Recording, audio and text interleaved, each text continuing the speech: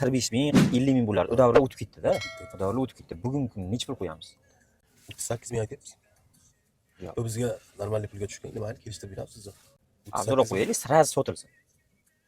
Mashina zo'r, eng oxirgi pozitsiya ekan. Kraskasiga javob, ha? Probeg kraskasiga javob. 34121 kilometr yuribdi. Yili 22. 7 mestalik. Mashina holatlari вообще shkalab turibdi.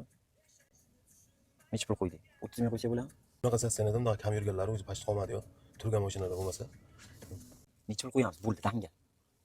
Bo'ladigan joy. Oxiri beriladigan tochkasini ayting. 37 qo'ysa bo'ladimi? 37 yo qanaqa qo'yamiz? Bo'lishini ayting, bo'lsin. 32 ming qo'yib bersam bo'ladimi? Necha pul deb qo'yay oxirini? 37 ming, 36,5 ming qilib beray. Yo'q, mana qanaqa savdo qilaman. Agar 32 mingga bo'lsa tavakkallanib bering.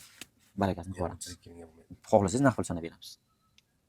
Gap yo'q, lekin 32 ga sal yetmaydi-yu hisob. 32 minggacha qildik, qolganiga aqlimiz yetmadi. Aqli yetganlar bemalol savdo qilaverasizlar. Lekin chista koreyskiy mashina 34 ming probeg 2022 eng full pozitsiyasi ekan.